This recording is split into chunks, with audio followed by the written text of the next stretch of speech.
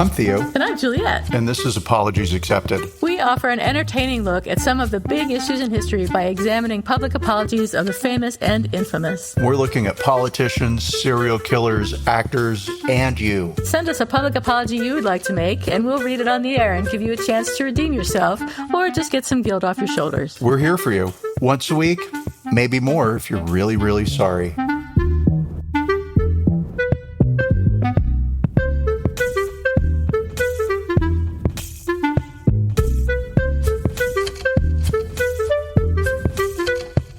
Hi, everybody. This is Apologies Accepted, The podcast. And I am not Theo this week. I am not Juliette ever. And please let me know when you are Theo, and I will definitely go off duty. Will do. Absolutely. I would not hold your breath, though. So this week we have a sort of encouraging story, I guess, compared to some of our apologies. The dog is coming down the hallway to see what I'm doing. Let's talk about it. Oh, first, though, what's shaking bacon? Oh, gosh. Me? What's going on with me, you ask? Other than the hour of pre-show gossip I gave you about me? You know, a bunch of nothing, which, again, is great. I, for whatever random reason, wanted to watch 28 Days again. And I don't know if you remember that film. So, air quotes around horror. I mean, you know, it's a horror film, but it's like a viral outbreak in the UK. And so they're not zombies, but it's a zombie movie, essentially, right? Okay. And people go crazy and you just get, and they're filled with rage and one bite or a little bit of blood and then in your eye or in your whatever, right? Carried by saliva and super infectious. And you're within 3 seconds, you're also crazed. And so, which this is typically not the type of movie that I watch, right? Because there is blood and it is a little scary, but also it's just so good. And I really enjoyed it. And then I watched 28 Weeks Later, which I'm sure you're familiar with, but it's the same universe, the same storyline, right? But instead of it being 28 days later, it's now 28 weeks later, and, you know, the infected people have all died. And the U.S. Army has come in to save everybody in Britain, the few remaining survivors. So not as good as the first one, typical, right? And so, and of course, I bought these movies because they're available for rent and or purchase, and the price difference was like, well, for $5 more, I just well own it. I'll watch it again 10 years from now. But I did that to keep myself occupied during the snowstorm. And then I did a little bit of math, and that snowstorm cost me $300 in food. Oh, my gosh. Right. The supplies, I'll need batteries. Let's get extra batteries in case whatever. Right. And the snow lasted like more than 6 hours, but it may as just as well have been half a day of snow. So, yeah. And then, of course, I bought those movies because there wasn't anything free that I wanted to watch. Yeah, of course not. And so interesting. However, so all of that is to say that 28 years later is getting ready to come out. And I am so excited to see what happens 28 years later in this movie franchise. It's coming out maybe next month.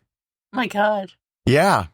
So, and I watched the preview and I was like, oh God, this is going to be so good. And it better not be super gory and scary. It better stick to that same storyline. It's kind of more like suspenseful than it is gory. Although there's some gore, there's some eyeballs that get squished out of people's heads. So,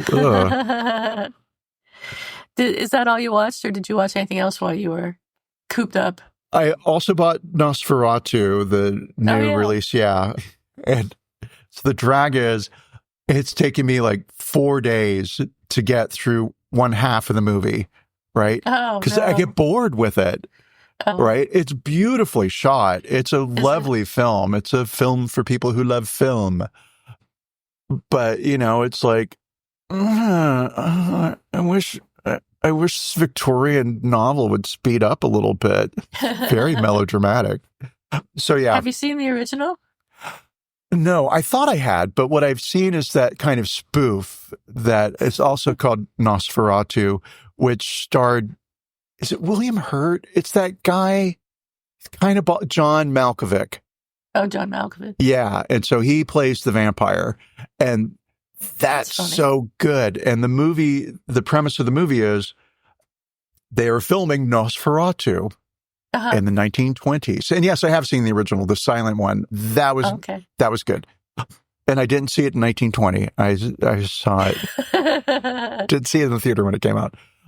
But anyway, so the premise of this remake is they are casting for a vampire, and the film crew accidentally hires an actual vampire. And it's so good, right? Okay. Now, mind you, it's been 10 years since I've seen it, maybe even longer than that. But good. I would definitely stack it up there with Sex and the City, too. Maybe I'll watch it today. It sounds interesting. And John Malkovich would make a good vampire.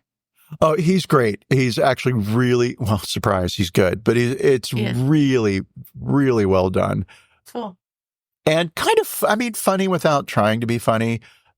Not so much that it's not Mel Brooks, but it does skew a little into Young Frankenstein. Okay. Sort of territory. Okay. Yeah.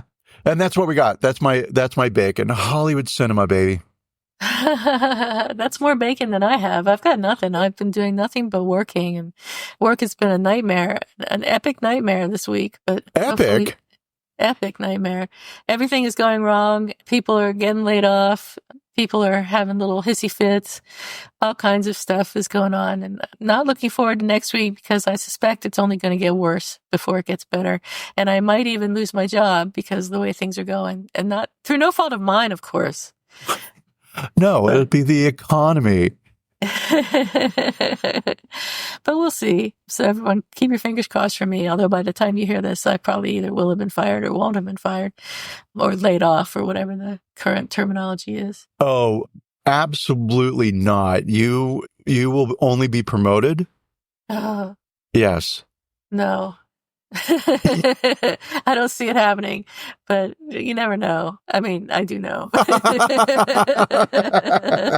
Actually, I'm pretty sure. Well, I trust you more than me since this is your life and you're living it, right? But I have only ever seen you succeed, right? Aww. Oh, well, aw to you. So on that hopeful note, let's talk about our story today. We're talking about the Reverend Mary Ann Edgar-Buddy, who is the first woman bishop, of the Episcopal Diocese of Washington, D.C. She delivered a sermon during a prayer service marking President Donald Trump's inauguration. Boo. In her sermon, I would hold it against her that she did this sermon, except for the fact that in her sermon, she made a direct plea for mercy to Trump, asking him to have mercy upon the people in our country who are scared now, she said. She referenced some of Trump's campaign promises and executive orders, such as his attempt to end birthright citizenship for the children of undocumented immigrants and rolling back protections for transgender people. In her sermon, she said, "There are gay, lesbian, and transgender children in Democratic, Republican, and independent families, some of whom fear for their lives." She then talked about the people who work hard at various jobs across the country who may not be citizens or have the proper documentation, but the vast majority of immigrants are not criminals. She said, "They pay taxes and are good neighbors. They are faithful members of our churches and mosques, synagogues, gurdwaras, and temples. I ask you to have mercy, Mr. President, on those in our communities whose children fear that their parents will be taken away. Our God teaches us that we are to be merciful to the stranger, for we were all once strangers in this land." Buddy's plea for mercy was rooted in her faith and her belief in the importance of compassion and unity. Bishop Buddy is known for her commitment to justice, peace, and the dignity of every human being. She has been an advocate for racial equity, gun violence prevention, immigration reform, LGBTQ+ inclusion, and environmental care, which makes me wonder how she got picked to give this sermon at the inauguration. Her sermons and writings often reflect these values, and she has authored several books on faith and ministry. Trump, who was, on the other hand, Trump, who was in attendance, was less than pleased and later demanded an apology from Buddy, calling her a so-called bishop and a radical left hardline Trump hater. He charged that she brought her church and the world of politics in a very ungracious way. He wrote, she was nasty in tone and not compelling or smart, like he would know. Trump allies also attacked Buddy. Evangelical pastor Robert Jeffress condemned the bishop for having, quote, insulted rather than encouraged our great president, while Republican Congressman Mike Collins said that Buddy, who is a U.S. citizen, should be added to the deportation list. That to me is scary. According to Baptist News Global, Megan Basham and other far-right religious figures used the incident to press their views against the ordination of women as pastors. Bishop Buddy did not back down in response to demands for an apology. She stood by her sermon, emphasizing that her message was one of unity and mercy, not political division. She explained that her plea for mercy was directed at those who are scared, including LGBTQ plus individuals and immigrants. Buddy expressed that she was trying to speak a necessary truth in a respectful and kind manner. She also mentioned that she had never been invited to have a one-on-one conversation with President Trump, but would welcome the opportunity. That is a brave woman. I've just got to say, I watched the sermon, of course, or at least the clip, right, where she addresses the president. Very respectful, very, very gracious, not insulting at all. Anybody that could watch that sermon and say that she insulted the president. Yeah. How is asking for mercy insulting somebody, unless you know that person is not merciful, right, and is incapable of exercising mercy, right? Well, okay, then sure, then well, it's not a purposeful insult, but the recipient of that message would be insulted. It'd be like going to, I mean this with a lot of love. My mother-in-law was an amazing woman, but it'd be like going to my mother-in-law's house and asking for a good dinner. Like, she can't cook. That would be insulting. Yeah. So that's what I've got for her. We can talk about the apology or the lack of apology. When an apology was demanded of her by Donald Trump, she said, "I am not going to apologize for asking for mercy for others," which I think is awesome. And if we evaluate it by our criteria, of course, it's going to get a 0 because it's not an apology. There should not have been an apology requested of her. And I am 100% behind her for not apologizing. So what I'm going to give her is a 10 out of 10 for her non-apology, because it's exactly what's required in the moment. I think, obviously, 10 out of 10, in complete agreement with you. And I think that graciousness and logic both count for something. And so, yes, by our criteria, she's going to only rate a 0, but there's good reason for not offering an apology, right? Yes. She did receive some criticism for addressing the president from the pulpit from people who know absolutely nothing. Yeah. And so it is quite common during the, what do they call it? It's not the morning prayer vigil, but it's like the annual prayer breakfast or whatever. And so it is quite common for the minister, priest, bishop, to address the president directly from the pulpit in those moments. She's not the first person to do that, right? So there was nothing about this that was personal and nothing that really merits an apology. Right. I think the fact that she was a woman probably grated extra on President Trump. I don't think he likes to be told that he's not great, and I'm sure he likes it even less from a woman. Well, right, but again, it's that thing of she didn't say, I don't know, you know this, but she didn't say you're not great, right? Right. Actually appealing. She implied it. Well, yes, I mean, but one, you have to actually do some thinking to understand that. Yeah. And then two, you could even flip that script a little bit, and she's actually saying, you are powerful. Right. You have the power to help people, right? In the most Christian of ways. And I mean, Jesus Christ. I wonder if she had appealed to him in that way, if he would have taken it any better. Like, in your great power, you have the power to affect so many lives now. In your greatness, we are all humbled before you. Exactly. And it'd be such a demonstration of your greatness if you just didn't be an asshole, right? It sounds like people talking to kings. Weaponize the government. Yeah. Oh, God. Yeah. Well, and it can be a long 4 years. It sure is. Do you have any information about Buddy or anything related to the story, or should we move on to Who's Sorry Now? So I don't really have any real information. I did listen to an interview with Buddy and Rachel Maddow, and I will say that I do not miss cable news at all, right? And I love Rachel Maddow and used to watch her a lot, and I used to watch a lot of MSNBC, but it's been since November. And so, I don't even know, like 3 months of not watching cable news. And so tuning back into it so that I could catch this interview and like, what does Buddy have to say?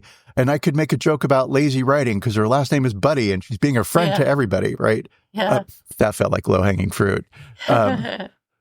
And wow, just listening to the first 15 minutes of Rachel Maddow, it was like, oh my God, he's going to get kicked out of office any minute now. Everyone's against him. And he's just fucking up left, right, and center, and everybody hates him. It's like, no. That's not true. That's not true at all. And none of that's going to happen.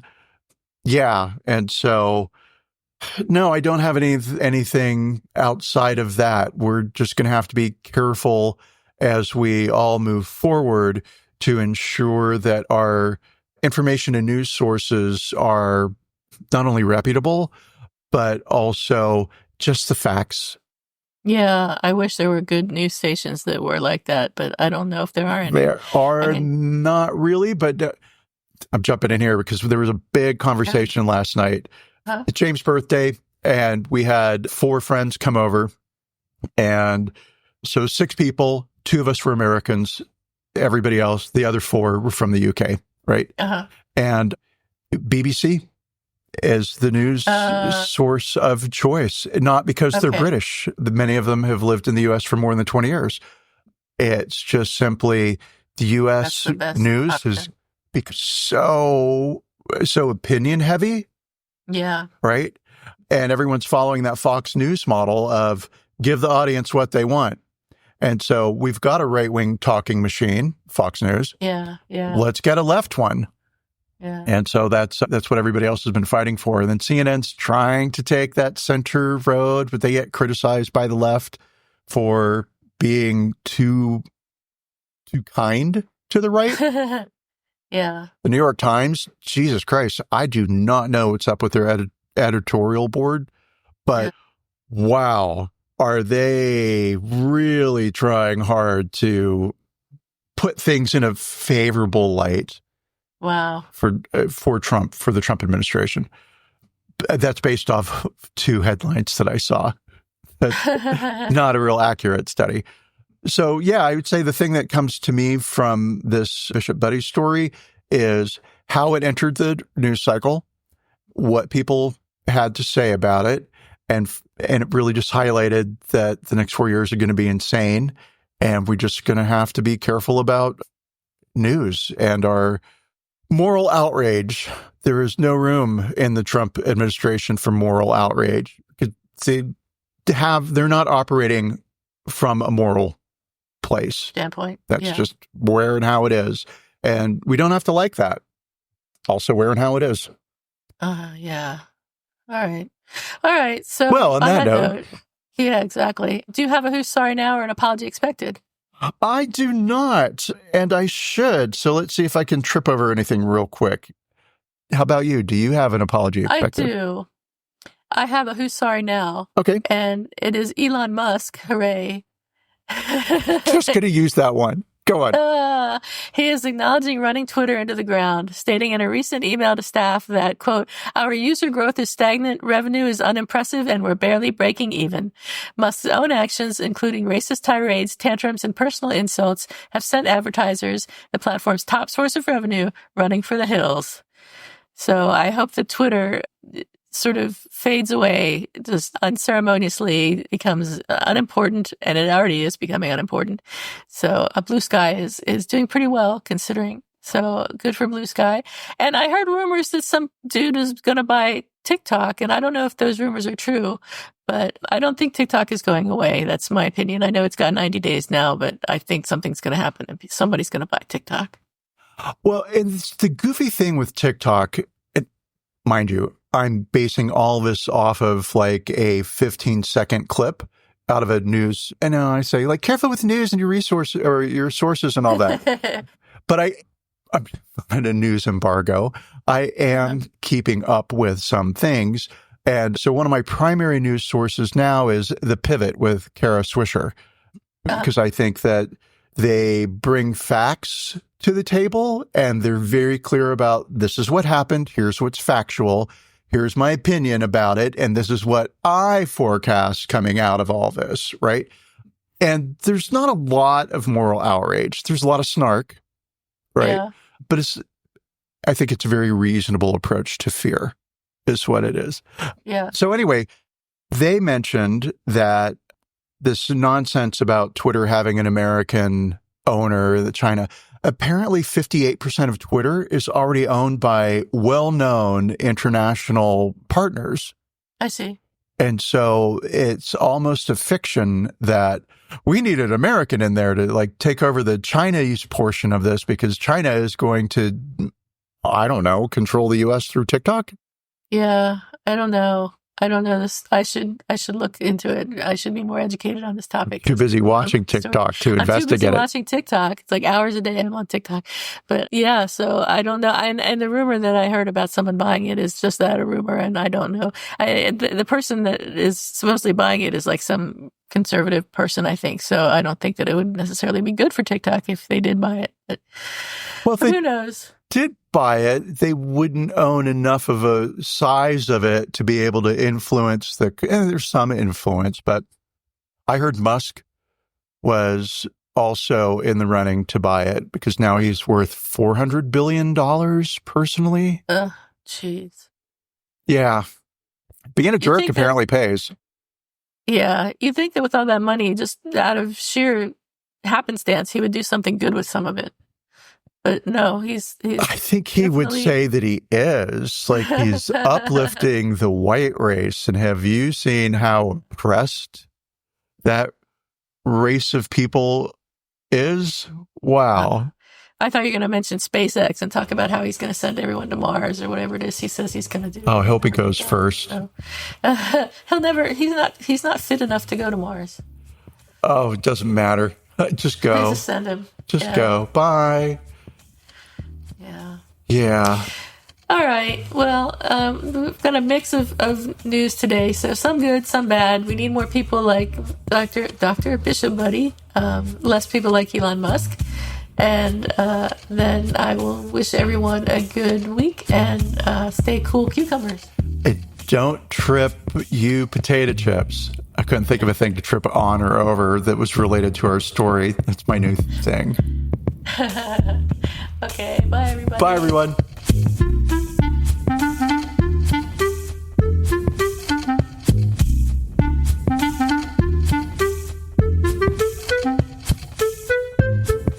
Thank you for listening to Apologies Accepted, the podcast. You can find links to the articles and the sources in the show notes. To submit an apology or find out more, visit us at apologiesaccepted.net, where you can also find our merchandise. We're on Twitter at Apologies Accepted. And on Instagram at apologies.accepted. You can support our important work at Patreon.com/Apologies Accepted. And fuck Facebook.